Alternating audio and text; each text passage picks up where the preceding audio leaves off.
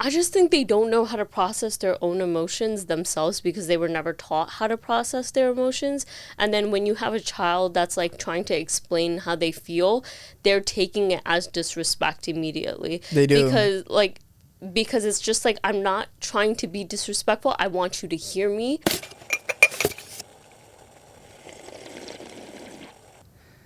Welcome to the Coffee versus Chai podcast. I'm Furkan. And I'm Shampa. And that first episode, you guys blew us away with all your support. We loved all the feedback, the comments. Yeah, it was so amazing. Like, thank you guys so much for supporting the first episode. The response rate has been so fantastic. Everybody's been so supportive. And I'm loving all the questions and all the things you guys want us to talk about. It's been so amazing so far. Please drop down any suggestions at all for the podcast. But now we're about to get into something really juicy in this podcast. It's not that juicy. It's a little sad. This is a very sad episode. Oh, okay. Scratch the juicy. This is not juicy at all. This is the sad podcast. This is a sad episode. But trigger warning before we get into the podcast episode. We're going to be talking about a lot of sensitive topics today regarding mental health. So just know that we're giving you a warning. But yeah, let's talk about it. Well, you've been telling me you've been feeling pretty depressed lately. Or, well, I know you've been feeling pretty depressed. What are your thoughts on all of it? Yeah, it hasn't been lately. It's been a while. It's been a while. Yeah, I just think, like, in the past few months, like, during the whole wedding process, like, I was okay. But not even really. Like, I've just been dwindling, I think, like, throughout the entire year. Mm-hmm. And just, like, the move to LA overall has just been so hard. And I think just, like, working at the job that I'm working at now, I've just been so miserable at it that, like, I just haven't been, like, the best version of myself here. I don't think you've been the best version of yourself, but I think in a total amount of what you've been going through the year, you've been, I would say, fighting really hard to keep your spirits up and just try to go through the motions just so you can get through this year, from all the hecticness to a new work environment. But what do you think? Do you think if we weren't based out here in LA, maybe you wouldn't be as depressed? Yeah. Because I wouldn't be at the job that I am right now. Because, like, when I got here, my whole thing was, okay, I'm going to do this job. I'm going to kind of sacrifice whatever time. Just do it for a year. After that year, see how it goes. And now the year is about to end. And I think, like, my time here is also about to end. Which, I mean, like, I don't regret, like, I don't regret the move. Like, I definitely wanted to move before I got married, before I did anything, because I never lived outside of New York. I never lived outside of my parents' house. So I don't regret making the decision here, but I just definitely feel like I'm not the best version of myself here. And I'm just, like, not happy with what I'm doing here. And I just miss the vibe of New York. Like, I just miss everyone. It made me, like, the move made me realize how I actually am in real life, which were so many things that I tried to ignore because I was so willing and ready to be like, I'm going to get out. And then I got out and I was like, oof, this is tough. And tough in the sense of, like, accomplishing what I want to accomplish. It's just rough because, like, there have been times where I just, like, lay on the couch all day and feel unmotivated, or, like, I let the dishes stack up after doing, like, a cooking video. But honestly, like, doing my videos are, like, the only thing that keeps me interested in being here. I think that's literally the only thing that brings you solace nowadays, when you're just so down some days and I can tell that you're just mentally just drained from either from work or just from being away from family and friends. It just seems like you're out of it. And then when you get to creating your little videos, creating your content, it's that I see that spark come alive in you again for those moments. It's kind of been, I wouldn't say unfortunate, but it's been a little sad from my end because I want you to be as happy as you can be all the time, have that spark all the time. But you know, you're going through the motions, and I feel like once you're back in New York, once you're around family and friends, once you're out of this job that you don't really care for, it's going to be a lot better. Yeah. I would say, like, what about you, like, on your end, like, because I've been so low as you being my partner, how have you dealt with it, or how do you kind of navigate, like, the days where I'm just feeling, like, terrible? I try to be there for you. I try to support you as much as I can. And you know, it's just through the little things. I don't feel as if I do anything super crazy. I don't know if you remember, but one time I brought you flowers. That was during a really rough week, and you were like, I "What?" don't remember. Yeah, Because it's all rough weeks. yeah, yeah. And this week was really rough for you, and you were just going through it really bad.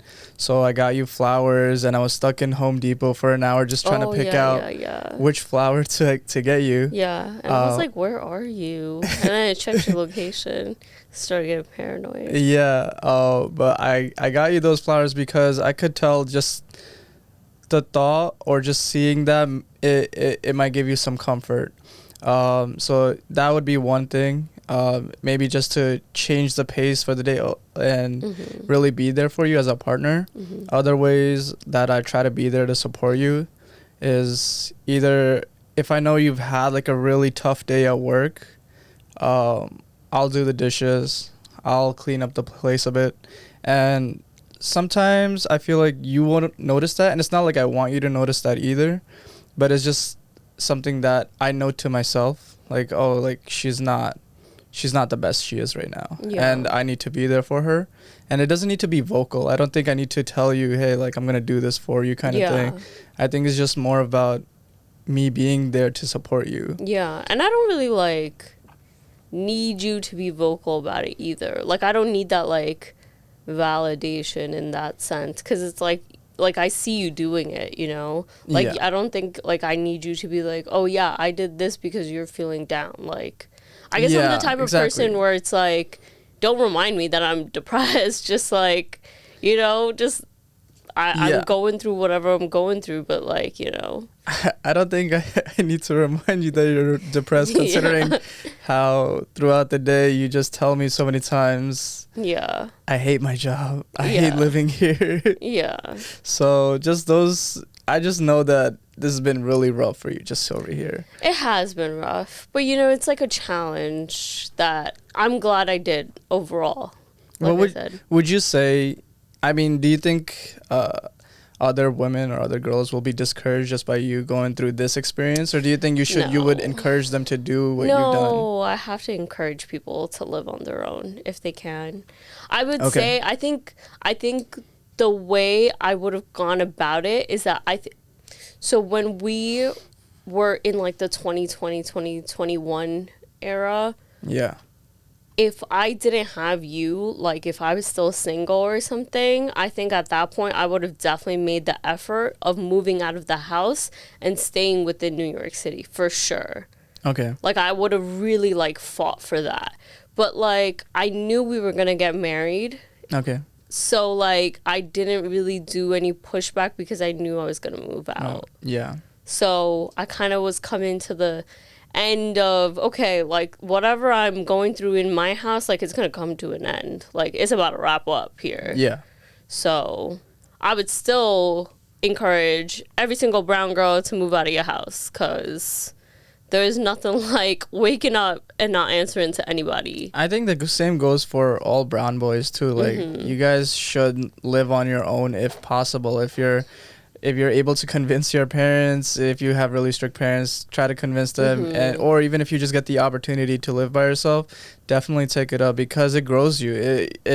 I've never lived by myself, and just being here with you, just the two of us, it's really matured me, or it's really like grew me to be a better adult, I would say. Yeah, definitely for you brown boys, because Some of you guys got your moms doing everything. You got your moms, your sisters, your grandma doing everything for you. Yeah, that's for Especially sure. this one.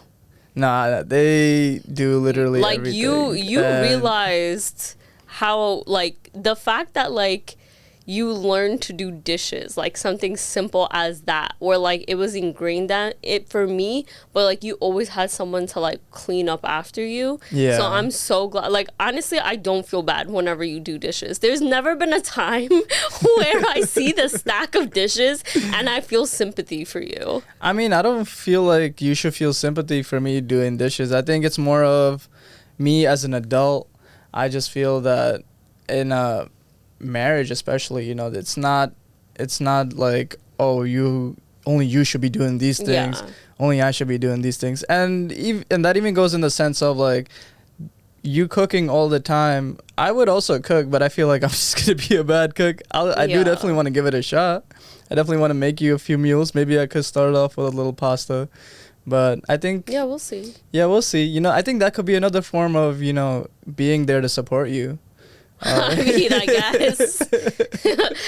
On those days that I'm you're at down, peace maybe when I'm cooking, so I don't know what kind of support you'd be giving me. Because that one time you burned those eggs. There you go. You can... And that did not give me any support. I had to scrub the pan afterwards. You can watch the destruction in the kitchen. That's your support. No, because then I gotta contribute and clean up too. I would say another way that I support you is whenever you're really down and you haven't been out of the house at all, I just tell you, let's go take a walk. Yeah. Let's just get out there. Let's just get some sunlight. But it's so hard. You can't Let's walk go take a here. It's so hard. Like, at least, like, when we were in New York, we can go to, like, Brooklyn Bridge Park or, like, Sheepshead Bay, Caesars Bay, and, like, just find, like, a boardwalk and stuff to walk around in. And then here, it's like, you know, we have to drive to the place. I think we were also driving in New York. I just don't think that, like, I just think because of our work situation over here, because we're in two different work elements, that it's so hard for us to even like go out of our way to, like, let's say we wanted to take that 10-minute drive down to Venice and walk around Venice Beach. That would be nice of itself. But, yeah, but Venice is so sus at night. It is. So it's like, you know, the vibe doesn't make me want to go because of how sus it gets. Yeah, so I mean, I think we definitely could. It's just due to work situations or because how certain areas we're just not comfortable with. Probably because we're just not from here. So it just feels as if an outsider trying to take a stroll. Yeah. It's not, we haven't accepted it as our home yet. Yeah. And that really plays into, I would say, that separation that we're feeling.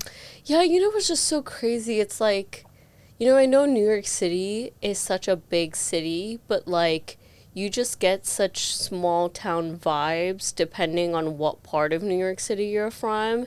So it's like, you know, you think about this whole time like, oh, I want to like see what it's like living outside of New York City. And so many people say that. And then it actually happens and you're like, damn, like I miss that street. Yeah. Like I miss like that store or something. Or like I miss having the easy convenience knowing that like if I want to be somewhere that I'm comforted and I feel like it's my safe space, like it's easy to go. I feel that 100%. My safe space is at every gyro cart around New York City. Once I see a gyro cart, I feel right at home. And the fact that there is none out here, there's not a singular one. I think we've saw one, but it was like a shawarma dude. But no, like there's like a one place here. It's like called New York Chicken and gyro. Yeah, but it didn't hit the same. Yeah, definitely no. It's not good here. I mean, those are my safe spaces. That's that's literally, I would say, my second home kind of thing. But aside from, you know, being depressed all week, you did had a little highlight. You got featured on a Bollywood tabloid. That was so random. Imagine just like waking up and then someone on Instagram DMs you and sends you like a video that like you were featured on a Bollywood tabloid, like right under Myra Khan's wedding. You made it. You made it to a Bollywood tabloid. It was so unnecessary. It was so unnecessary. Such a strange article that was. You can check the box. Basically, the article was like how like I gave a sassy response after people were fat shaming me on my dancing video. Like, the way they worded it was so really weird. It's a tabloid, so they're gonna try to get the most clickbaity headline in there. Exactly. I did notice that though in the article they were cheering or rooting for you. Yeah, so that was the thing. Just weird. So they weren't like bashing me though. That's the craziest part. They weren't bashing me. They were in support of me. But the way they worded it was very clickbaity. It was giving hella auntie vibes. Like it was. But when they were talking about like the details of my dress, they were so like descriptive. I was like, damn, okay, like she knows exactly what she's talking about. Exactly. Yeah. I did you even know half those details? It was crazy the amount of details she was putting into that article. Yeah. So that was a little funny tidbit. And like it's interesting because a lot of people do ask me, do a lot of the social media comments ever affect me? And no, they don't really, because like I've just been bashed at such a young age for so long from like the closest family members that someone online is never going to affect how I feel about myself. Like I am the biggest self-critic of myself, so it's like if I feel something about myself, then I'm gonna get myself down. But like I don't think anyone ever has that power over me to like make me feel a certain type of way. I don't think they have that power over you either, but I do feel that once in a while, if you get a flood of comments all at once, then it does make you rethink for a second why are they going so hard for like a split second. So I would say overall you're very strong when it comes to that, but you also have your times where okay, they're doing a little too much right now. But it's like a split second though. It's like just like a thought. It's not like it's in my head throughout the day. Yeah, definitely. And I think like if you are going to be like a public figure where you're trying to make like social media videos and stuff like that, like you need to have thick skin. Like you definitely need to. But also like I've been in so many situations where I needed to have thick skin in general. So like it's always one thing has always prepared me for what it is. Do you think that creating videos and being critiqued or criticized, does it like change your viewpoints ever, or do you stick by whatever you like? So let's say you go through a video, like you make a video, and then you see a bunch of comments that are either criticizing or they have the opposite opinion of yours. Do you think that changes your opinion by any chance? No, it doesn't. Okay. Yeah. That's good to stand by your words, I would say. That's really good. Yeah. I mean, if I did feel something I said was wrong or someone educated me on something, I do acknowledge. Like there have been so many times where like someone will privately message me and say like, hey, like I kind of don't agree with your views here, or like I don't agree with or whatever you said, like let me break it down for you. Like I always acknowledge it, and like when I do want to change whatever opinion, like I do acknowledge that part, but you know, how do you deal with my negative comments? Like how, because I feel like as a man, like if I'm seeing my wife get berated online or just get bashed or just like bashed, like there was like that one comment. Remember, there was that one comment where it was like, my wife's chicken tikka masala looks better than yours. Like how do you deal with comments like as my husband? Honestly, because you never respond. I don't respond. So like how do you deal with that? The reason is because a lot of the comments are so ridiculous, and I know as a man that they don't affect me and they don't affect you. Like they're ridiculous comments. So I'm not going to let it eat away at either of us. I'm not going to give it any energy, especially the ones that like come after you in so many different ways. Yeah. So many different ways. I see you responding to them, and Yeah, even sometimes I'll be fighting. Yeah, and even then, I know you'll hear me say, "Why are you giving them energy?" You know, and Because sometimes I feel like you need to put them on blast because, of course, like my whole thing is like you got the balls to say this to me online, then like then deal with me sharing it. Yeah, Let me like deal with me like calling you out on it. You want to go ahead, take the time out of your day, write your little paragraph. Okay, I'm gonna just screenshot that and then put it right there. As you should. And I feel it's just because I don't make content like you do. Yeah. That I don't really have that same energy. For me, it's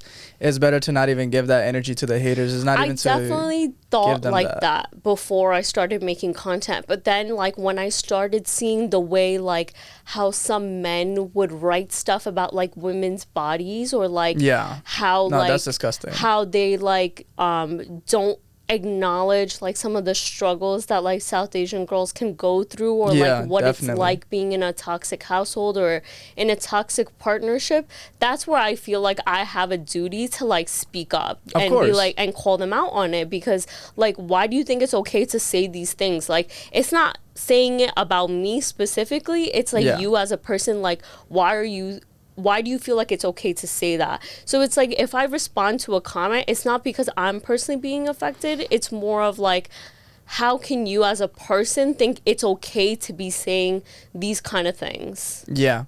I think also just because of some haters, they like in that form where they'll talk about women's bodies or, you know, undermine your values or opinions or whatever it is.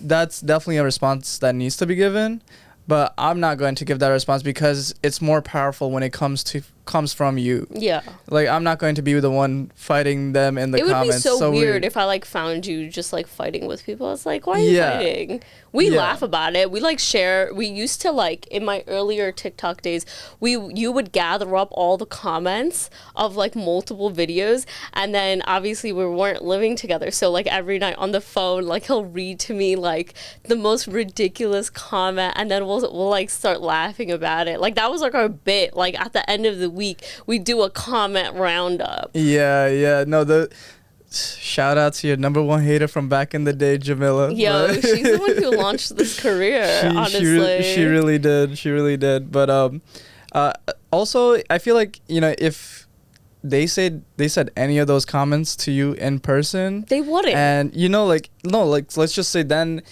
it's my duty to come up to them and be like, hold up, what did you just say?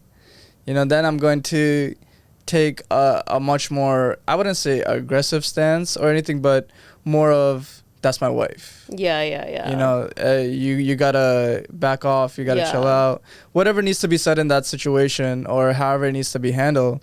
But online, it's just like you're just a keyboard warrior. Yeah, exactly. That's all you are. Yeah. So back to how you really are, how you've really been feeling depressed. How do you go through the day-to-day nowadays, just feeling so off, so out of the wave? Whenever the days I feel really, really down, if I have no energy on making content, like I would suggest us to like go somewhere. Just even like Trader Joe's or something, you know, just something really small like that, or just like somewhere by the water. You love grocery shopping. So I love grocery shopping. Like if I can do grocery shopping as a full-time job and get paid for it, I would do that forever. Definitely. Like it's so fun. I just see you just reading the ingredients behind every little knick-knack or bottle or whatever it is. You know, with one of my first ever friend trips, I taught all my friends how to grocery shop, like properly grocery shop.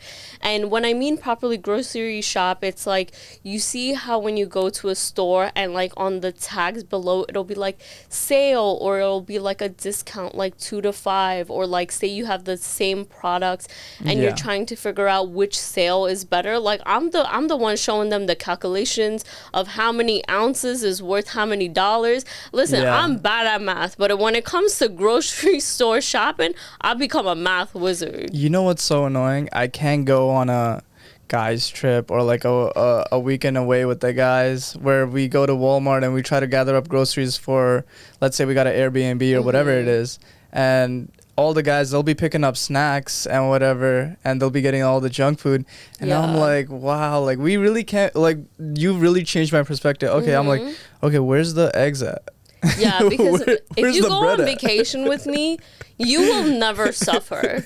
Like, I know, like, being a type A, like, personality on a trip can be could be exhausting sometimes. Yeah. But you will never suffer. You will have everything planned out for you. Like, I'm not saying, like, your activities-wise, but just the comfortability of your stay. You'll never go hungry. Yeah. So, okay, so you like to go grocery shopping. What else? I'll call like some of my friends from New York just to talk shit. Oh, yeah. You guys be doing that a lot. Yeah. I mean, not that's a lot, but okay. like, not call, but like texting. I do a lot of texting. I think that's honestly one of the best ways, just to be around friends or talk to friends or just communicate with friends. You know, me being out here in LA myself, I don't have any guy friends really to go and hang out with. Yeah. So just that little text message that I have with them throughout the days, you know, like, oh, we have a little convo here and there. Yeah. That's just what's really been getting me through everything and how I've been trying to get myself to be more social, especially when you're more of an adult. It's so hard to make friends working from home and just being in your own pace and doing your daily routine. It's really hard to make new friends. Yeah, shout out to my girl Samiha, because she gets me out of the house. She does. She really gets me out of the house, and I appreciate that so much, because if you're not asking me to come out, I'm not coming out. Yeah. So I really appreciate her friendship and having us like do things together. Yeah. Definitely. And I think that's just how I've been dealing with it, and then you've been dealing with it. Also, I think just really going through the emotions out here. For me personally, it's been a little bit lonely, and I don't, you know, it's like we're newly married. Yeah. And you want to be with your partner all the time. Yeah. 24/7, of course. But we're living together. Yeah, but we live together and we both work from home. And we're not seeing our retrospective friend groups. Yeah, and we don't see our friend groups like that at all. Well, because they're not here. They're not here. We're not seeing them at all. Yeah, so just us being together all day long, it's a good thing, but at the same time there are moments where I feel like, oh wow, I wish I had the guys to be around with tonight. Or you would be like, oh, I wish or you would be like, oh, I wish the girls were around so I could hang out with them or chill. And that those little social moments really allow you to take a breath away from all the toxicity that's building up inside of you. Yeah, you can, your own individual mental thing that's going on. Yeah, maybe you can talk it out with them, you know. Yeah. You can talk with your friends, obviously, about anything, especially your closest friends. They know your secrets, so they know your conversations. They know how you are, and it's easiest to be around with them. So I guess, in your opinion, I'm very vocal about how I feel. And I feel like a lot more women are more vocal about how they feel emotionally, like within their own retrospective friend groups. But I feel like with guys, like, you guys aren't really talking about so much on how you guys feel. And I feel like with mental health and like Desi men in general, you're not really like encouraged on speaking about how you feel or like what you're going through.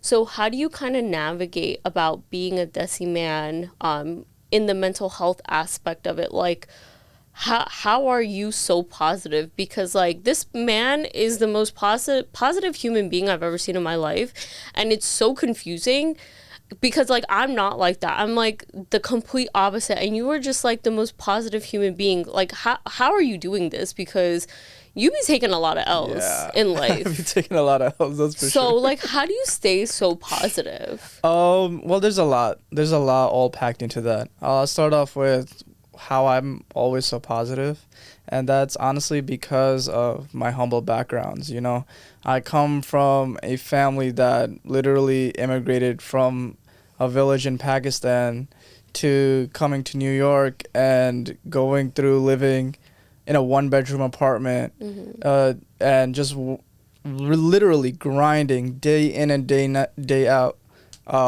just to get to where we are today as a family. And so because of those humble backgrounds, it really just allows me to grow as an individual, because coming from living through what I've lived through and what so many other immigrant families go through, it really allows you to take the world in a different perspective. You don't you don't take things for granted. You acknowledge a lot of what you have, and you take pride in that, and you're happy with that. And even though I get tossed around or take L's in whichever way, it doesn't put me down. It actually makes me want to keep going. Wow. It makes me want to keep fighting for what I want, or doing what I need to do for my family, because they've been there for me in those times. And in a mental health aspect, I would say it's really hard to talk about that in a Desi man aspect, because Desi men, they don't talk about their feelings. Yeah. Even right now, me just talking about this with you, it's already difficult to talk about, because we don't sit together in groups and talk about our emotions. It's very rare for a group of Desi men to come together and really talk about their emotions. Yeah, but why? I think maybe it stems from your parents suppressing their feelings. Maybe it stems from that. Like we see our fathers suppressing their emotions because they need to suppress themselves. They feel that they need to suppress their emotions to get all the family situated, to make sure that the family is thriving. So they feel that this sacrifice, it may not be a sacrifice in their mind, but it's what's allowing for the family to grow. And so then we, as in turn, we look at that and we push down our emotions and our feelings. That could be one thing. Another thing is that we just try to ignore it. We think that talking about your emotions may come off in a more, honestly, in the most blunt way possible.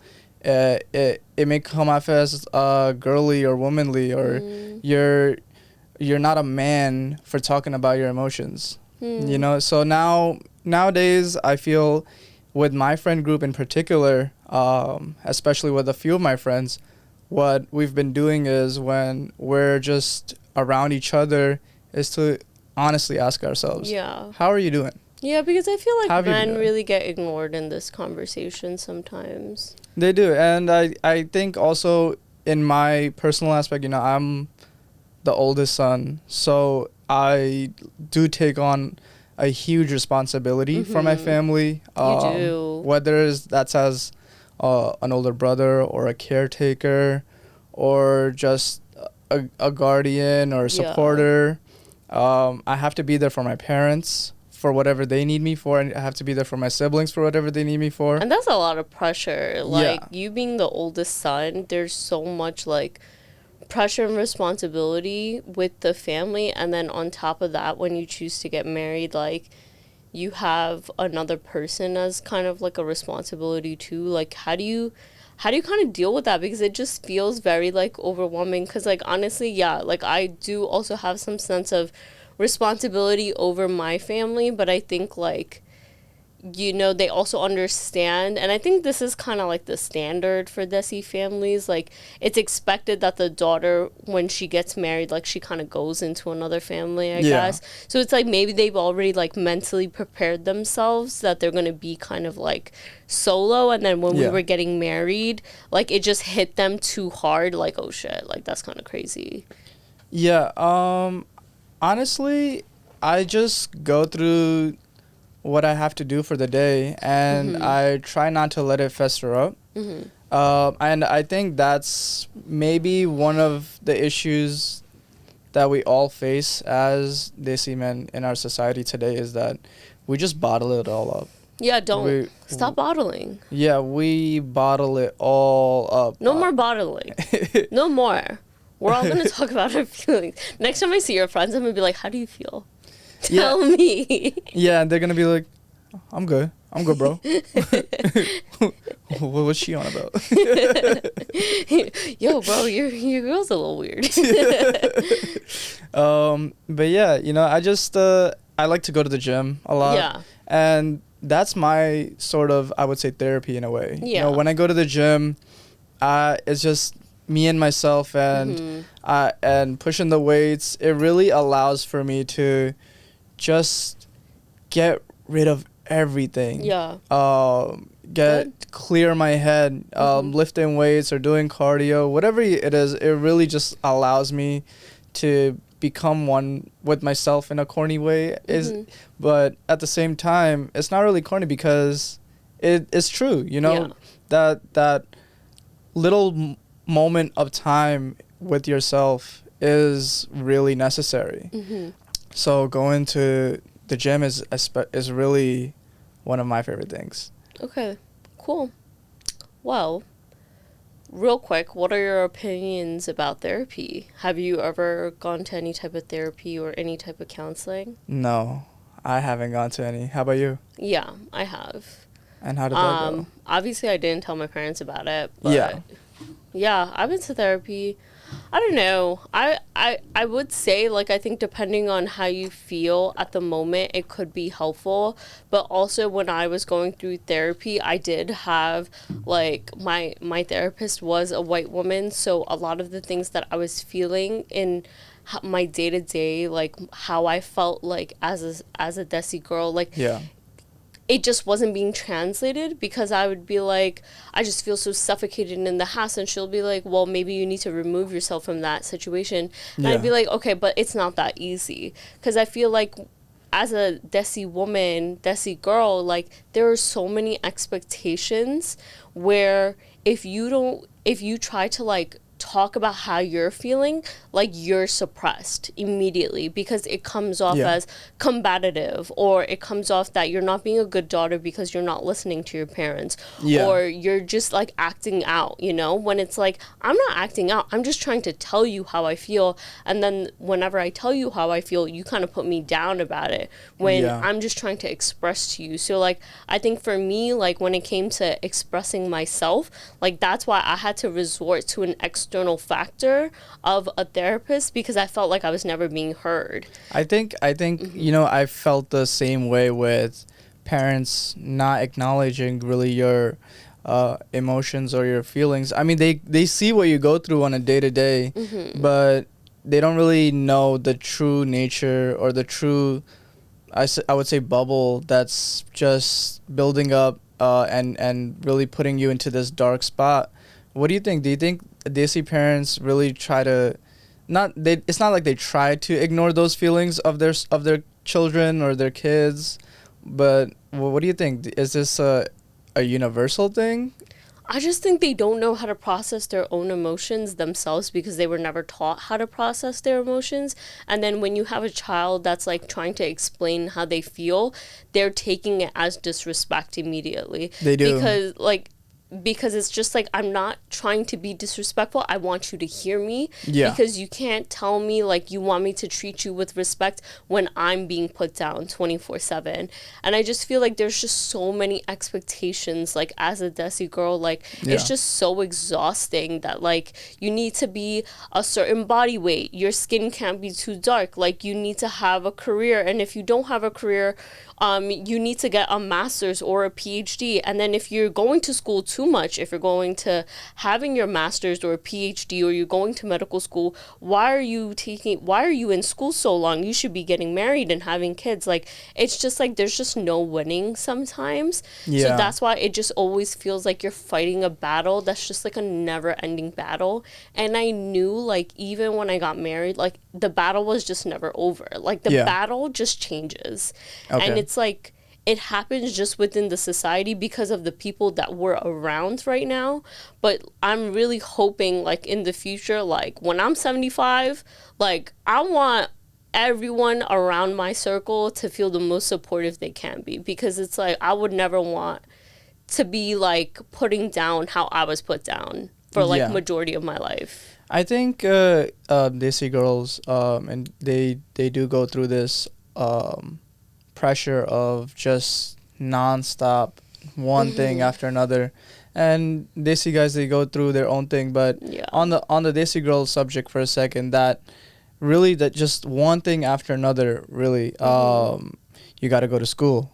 You got to be educated now. You got to be married right after you graduate. Yeah. Oh, you got married? Where are your kids at? No, literally, You know, I could so- tell you like the whole timeline of expectations of me being a kid. Okay, why am I not skinny? Yeah. Why am I not like going outside and doing these things? Okay, that's one expectation. When I'm in high school, why am I not getting into an Ivy League? When I'm in college, why am I not looking for someone to get married? Why am I not being okay with getting married? And Yeah. I was accomplishing so many things. I've accomplished so many things that like the average person has not ever accomplished in their life, from like gathering like internships from like the top companies Yeah. in this world without like any connections, like putting myself out there, like doing so much, and it's just I've never been acknowledged because I wasn't married, so I was never as equal to them. But then as soon as like I started literally social media and people started seeing like my shit, like my parents have started seeing like my credentials out there, that's when it kind of made sense to them, like, oh, I guess she knows what she's doing. So it's just exhausting. It's really hard. It is really exhausting. As I was growing up, you know, my parents really had this strict agenda of me becoming a doctor, for example. And it's not that they really wanted me to become a doctor, in my opinion, more for society rather Yeah. than for my own personal growth, which led to them, oh, okay, you gotta have straight A's. You gotta have straight A's here. You gotta Yeah. have straight A's there. Oh, what are you doing? Do you watch TV for 20 minutes? What are you talking about? Yeah. You see the family over there, Mr. Chaudhry's family, their kids, they don't got TV. Yeah, or They don't got video games. They don't be playing games like you all They're day. top of the class. They're top of the class. Their daughter you know? just got into medical school. What do you want me to do with that information? Yeah. Just so- because like they got into medical school, that does not invalidate what I was trying to do Exactly. in life. You know. Exactly.